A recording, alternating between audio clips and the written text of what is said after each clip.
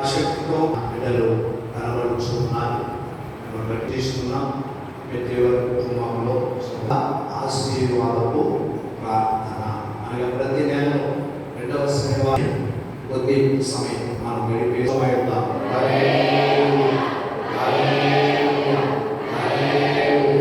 తప్పక చాలా మంది రావగలరు. భాగంలో మత్తయి సువార్తలో 15వ అధ్యాయంలో 21 నుండి 28వ వచనంలో ఒక స్త్రీ కనబడుచు ఉన్నది. ఆమె యేసయ్య సంచరించుచున్న ప్రాంతములను గూర్చి విన్నది. ఈమె అదే ప్రాంతంలో ఉన్న స్త్రీ కాదు. ఈమె బహుశా యేసయ్య పరమేశ్వరపురం ఈ ప్రాంతంలో సంచరిస్తున్నాడు అని అనుకుందాం. ఈమె ఎక్కడో కోటిపల్లి ఆ ప్రాంతం ఆ దూరంలో ఉన్నటువంటి స్త్రీ. అంత దూరం అలాగే ఆ రోజుల్లో మరి ఇప్పుడంటే దూరము అనేది బండి మీద వెళ్ళిపోవచ్చు, లేక ఏదో విధంగా ప్రయాణం ఆటోమొబైల్స్ మనం ఉపయోగించుకొని వెళ్ళవచ్చు.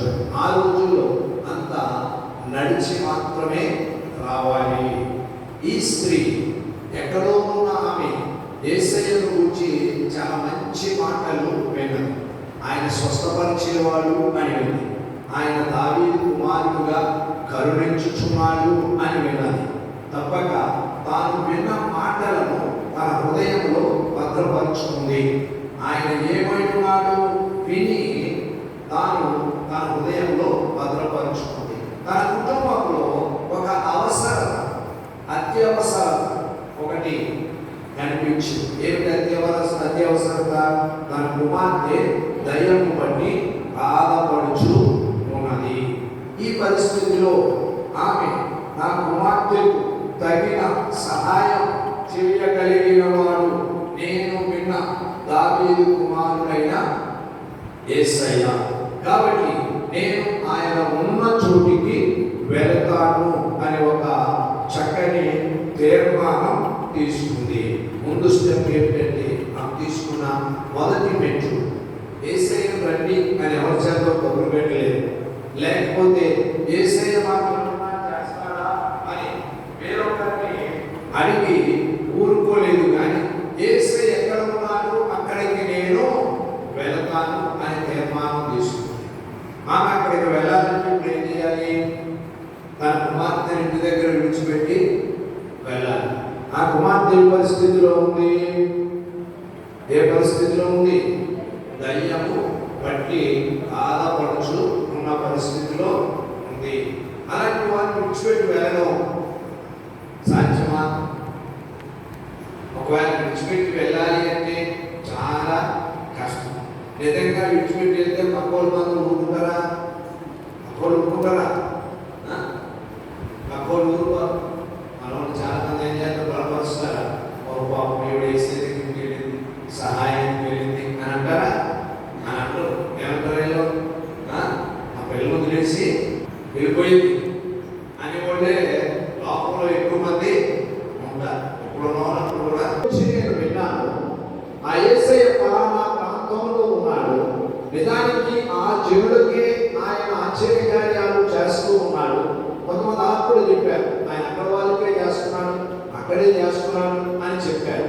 అయితే నేను తప్పక యేసు దగ్గరకు వెళ్ళాలి. యేసు దగ్గరకు వెళ్ళాలి అంటే తప్పక నా కుమార్తె ఇంటి దగ్గరే విడిచిపెట్టుకునే తీసుకొని వెళ్ళాలి. లేక ఇంకొక సహాయకుడికి ఇద్దరు కలిపి మోసుకొని మాత్రమే వెళ్ళాలి.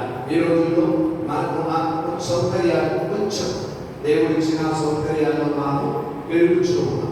మరి ఇదంతా కష్టం. ఆమె పరిస్థితి ఎలా ఉన్నది అనగా నేను ఇక్కడ నా బిడ్డను విడిచిపెట్టడమా, యేసయ్య దగ్గరకు వెళ్ళడమా?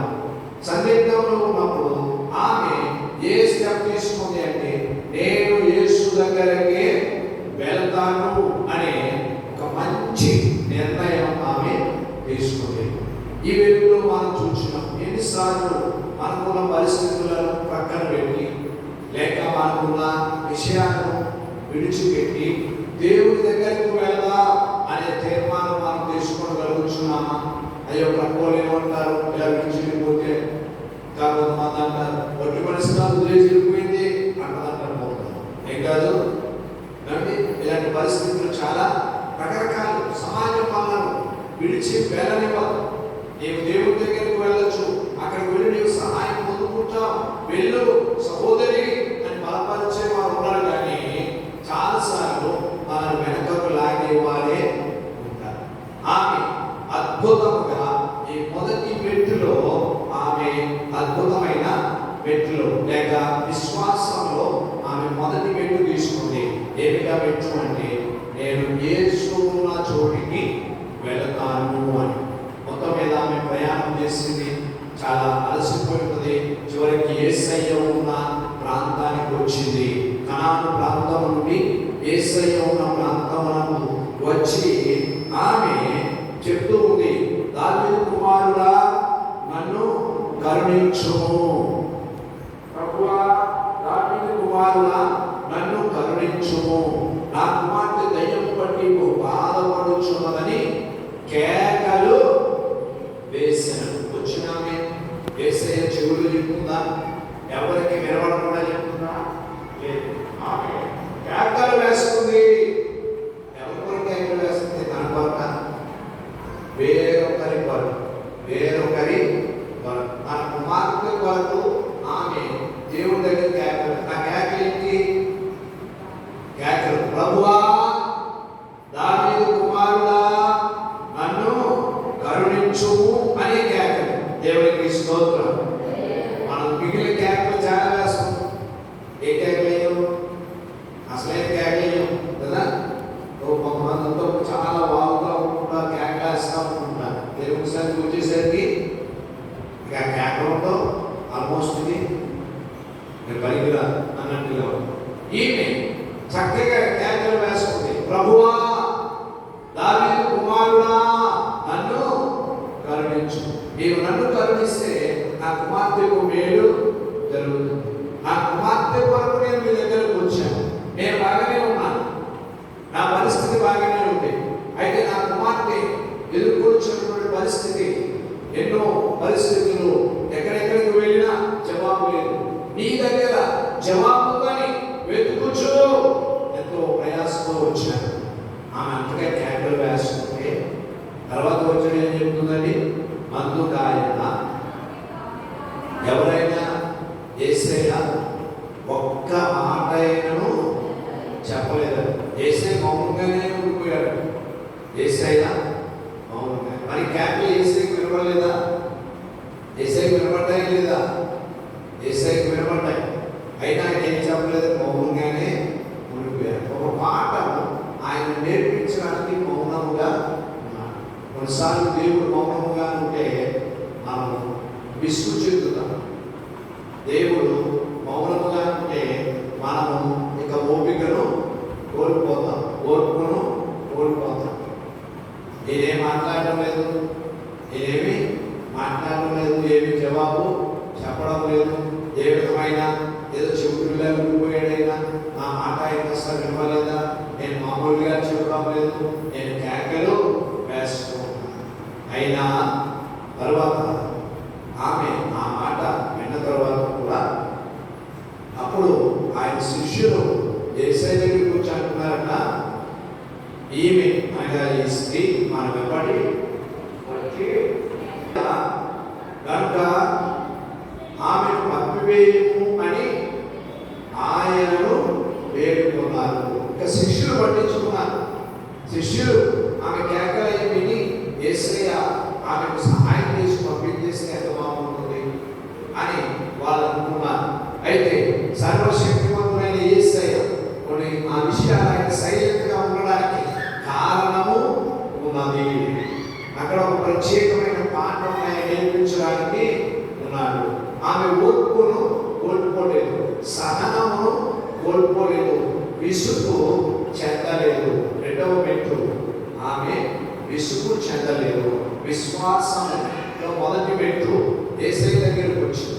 రెండవ మెట్టు ఆమె విసుగు చెందలేదు. నాకు విశ్వాసం ఉంది, అయినా నాకు దేవుడు ఏ విధమైన కార్యములు చేయడం లేదు. కొందరి కుటుంబాల్లో కొన్నిసార్లు కనబడే విషయాలు చాలా వేదనకరంగా ఉంటాయి. మనం జవాబులు చెప్పలేము, మనం మౌనముగానే ఉండిపోతాం. ఎందుకంటే దేవుడే వారిని ప్రత్యేకమైన రీతిలో మరి బలపరచాలి. ఇక్కడ శిష్యులు చెప్పిన తర్వాత కూడా యేసయ్య వెంటనే సహాయం ఆమెకు చేయలేదు. ఆ తర్వాత యేసు చెప్తున్న మాట చాలా ఆశ్చర్యంగా ఉంది. యేసయ్య అన్నాడు, ఇశ్రాయేలు ఇంటి వారే నశించిన గొర్రెల వద్దకే కానీ మరి ఎవరి యొద్దకును నేను పంపబడలేదని. నేను ఇశ్రాయేలు వారి వరకే వచ్చాను, నశించిన గొర్రెల దగ్గరికి రక్షించడానికే నేను వచ్చాను. ఈమె ఎక్కడి నుంచో వచ్చింది, ఈమె ప్రాంతీయ వ్యక్తి కాదు. ఎందుకంటే ఆయన మొదటిసారి వచ్చినది ఇశ్రాయేలీయుల వరకు వచ్చారు. వారు ఆయనను విసర్జించుట ద్వారా, ఆయన తిరస్కరించుట ద్వారా ఆయన అన్యుల దగ్గరకు వచ్చి ఆయన ప్రేమను వెల్లడించారు. ఈ మాటలు చెప్పినప్పుడు వాళ్ళందరికీ అర్థమైంది, ఓ యేసే వచ్చింది వీళ్ళ కొరకు, మన కొరకే కదా, కాబట్టి వేరొకరికి ఆయన సహాయం చేయడానికి అనగా వీళ్ళని తీసి వాళ్ళకి పెట్టడానికి ఆయన ఇష్టపడటం లేదు అని ఆ మాటలు ఆమె విన్నది. వినినప్పుడు ఆమె అయితే వెళ్ళిపోతున్నాను అన్నదా, ఏమన్నా మూడవ పెట్టు అయితే వెళ్ళిపోతున్నాను, ఇందాకే చెప్పొచ్చు కదా మాట అంటపోతున్నాను. ఎప్పుడు ఇందాక నుంచి క్యాపిలేస్తున్నాను నేను, అప్పుడే చెప్పేసి వెళ్ళిపోను కదా మీ గురువు గారు అనుకుంటారు. లోపల చాలా మంది అటువంటి వాళ్ళు ఉంటానే అనుకుంటున్నారు. వెళ్ళిపోతున్నాను అని ఆమె వెళ్ళిపోలేదు. మూడవ మెట్టులో ఆమె వెళ్ళిపోకుండా విసుగు చెందలేదు. రెండవ మెట్టుకు, మూడవ మెట్టులో ఆమె మరొక అడుగు ముందుకు వేస్తున్నారు. ఎలాగంటే అయినను ఎన్నిసార్లు ఈ పరిస్థితులు తనకు వినబడుతున్నా, పరిస్థితులు వేరువేరుగా ఉన్నా, అయినను ఆమె వచ్చి మరలా డైరెక్ట్గా దేవుడి దగ్గరికి వచ్చి ఆయనకు మొక్కి, అనగా ఆయన చేతులెత్తి మొక్కడం, లేక ఎదురుగా వచ్చి అయ్యా నేను వచ్చింది పరిస్థితి అండి, కాబట్టి నేను మీకు మొక్కుచున్నాను అని అంటుంటాను. నా వాళ్ళు కొంతమంది నొక్కేటప్పుడు చేతులు ఇలా పెట్టి అంటుంటారు, కాబట్టి ఇవి మరి మీ కాళ్ళు మొక్కుతున్నాను అన్నవారు కొంతమంది. ఏదేదో మాట మొక్కుగా అనే మాట వచ్చేసరికి మన దేహ స్థితి కనబడుతుంది. నేను నిన్ను వేడుకుంటున్నానయ్యా, నేను నీకు మొక్కుచున్నానయ్యా, నేను నీకు మొరపెట్టుకుంటున్నానయ్యా అని చెప్పి. ఈ మూడవ వ్యక్తి ఏంటంటే ఆమె ఏమాత్రము కూడా మరొక అడుగు ముందుకే వేసి ఇక నేరుగా వేసే దగ్గరకు వచ్చి ఆయనకు మొక్కింది. ఎవరు మొక్కుబడికి యోగ్యుడు? దేవుడు. దేవుడి దగ్గరకు వచ్చింది, ఆయనకు మొక్కి ఆయన అంటున్న మాటలు ఏమనగా, ప్రభువా నాకు సహాయము చేయమని అడిగాను. ఇది ఒక అద్భుతమైన చిన్న ప్రార్థన. ప్రభువా నాకు సహాయము చేయము. ఇక్కడ ఈమె ఒక సహాయం కొరకు దేవుని దగ్గర వెళ్ళుకుంటుంది, తన కుమార్తె కొరకు సహాయం. ఇక్కడ ఈ రాత్రి కూడి వస్తున్నాను, ప్రభువా నాకు సహాయం చేయి. ఏ పరిధిలో సహాయం అవసరం, ప్రతి అవసరంలోనూ కూడా మనకు సహాయం అవసరం. ఆ అవసరాన్ని ప్రభు దగ్గర ఇలా మనం కోరుకుంటాం, ప్రభువా నాకు సహాయము చేయము. ఒక్కొక్కసారి మనం ఉన్న పరిస్థితులు చాలా క్లిష్ట పరిస్థితులు, గడ్డు పరిస్థితులు, లేక కొన్నిసార్లు ఎంతో ఆనందపు పరిస్థితులు, ఎంతో ఉల్లాసంతో ఉన్నటువంటి పరిస్థితులు, ప్రతి సమయంలోనూ కూడా మనకి ప్రార్థన చాలా అవసరం. ప్రభువా నాకు సహాయము చేయండి. బలహీనతలో ఉన్నప్పుడు చిన్న ప్రార్థన, ప్రభువా నాకు సహాయం చేయండి. రుణములలో ఉన్నప్పుడు చిన్న ప్రార్థన, ప్రభువా నాకు సహాయము చేయండి. గృహమును కట్టుకుంటున్నా చిన్న ప్రార్థన, ప్రభువా నాకు సహాయము చేయండి. బిడ్డల వివాహం కొరకు చూస్తున్నా, ప్రభువా నాకు సహాయము చేయండి. గర్భపాలన కొరకు చూస్తూ ఉన్నవారు ఉన్నారు, ప్రభువా నాకు సహాయము చేయండి. అవసరం ఏదైనా అది ప్రార్థనగా దేవుని దగ్గర చిన్న ప్రార్థన మనం తప్పక వేడుకొనవచ్చు అనే వాక్యం ఇక్కడ మనకు నేర్పిస్తుంది. ఇంకా భక్తులు దీన్ని ఎలా వివరిస్తున్నారు అంటే, ప్రభువా నాకు సహాయం చేయవా అని అడుగుతుందంటారు. ఏమడుగుతుంది? నాకు సహాయము చేయవా అని అడుగుతుంది. అంటే తప్పక నీవు సహాయం చేయగలవయ్యా, నీవు సహాయము చేయగలవు, నీవు సహాయం చేస్తావని నేను వచ్చాను. నీ సహాయమే అక్కడ ఉన్న నా కుమార్తెకు స్వస్థతను ఇస్తుంది. కారణంతో నేను వచ్చాను. ఆ వ్యక్తిని అంటే నేను తీసుకొని రాలేదు, కానీ ఆ వ్యక్తి పట్ల భారంతో నేను ఇక్కడికి నీ దగ్గరకు వచ్చాను. అక్కడ కుమార్తె ఎలా ఉందో, ఏ పరిస్థితిలో ఉందో, మరి ఆమె అక్కడ విడిచిపెట్టి వచ్చారు, లేక ఎవరికి అప్పచెప్పి వచ్చిందో, మరి అప్పచెప్పి వచ్చిన వారు మరి ఇంకా ఏమీ రాలేదు అని చూస్తూ ఉండవచ్చు, వాళ్ళు విసుగు చెందుతూ ఉండవచ్చు. కానీ ఈమె మాత్రం ఏమాత్రం విసుగు చెందక ఒక అద్భుతమైన ముందడుగు వేసి మనందరికీ కూడా నేర్పిస్తుంది. ఈరోజు మన కుటుంబాలుగా మనము ఏ పరిస్థితి మనకు ఎదురైనా తలెత్తినా ప్రభువా మాకు సహాయము చేయండి. భార్య భర్త కుటుంబముగా ఉన్న మనమున్న అవసరంలో తప్పక మోకరించి ప్రభువా మాకు సహాయము చేయము. బిడ్డల పట్ల ప్రభువా మాకు సహాయము చేయము.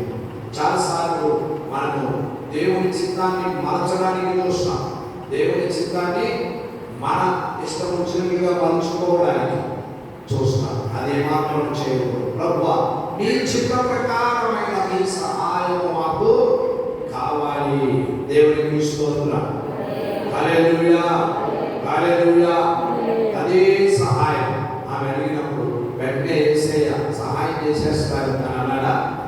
నాతో వెంటనే ఆమె వచ్చినప్పుడు ఆమె ఏం లేదు, ఇప్పుడు అందుకైన పిల్లల రొట్టె తీసుకొని కుక్క పిల్లలకు వేయుట యుక్తం కాదని ఆమెతో చెప్పగా, మరలా నాలుగో విషయం ఎలా ఉందంటే ఆమెను ఇంకా కొంచెం నిరాశ పరుస్తున్నట్టే కనబడుతూ ఉంది.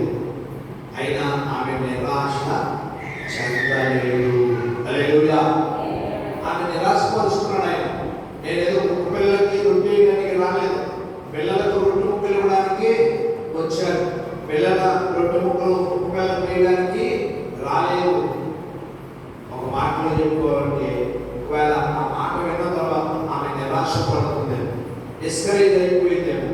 అయ్యో నేను ఎంతో ఆశతో ఉన్నాను, నేను ముందడుగు వేసాను. నాలుగో మెట్టులో ఆమె నిరాశ చెందలేదు. ఎప్పుడైతే ఈ మాట విందో ఆమె గొప్ప జ్ఞానంతో చక్కగా ఇలా చెప్తుందట.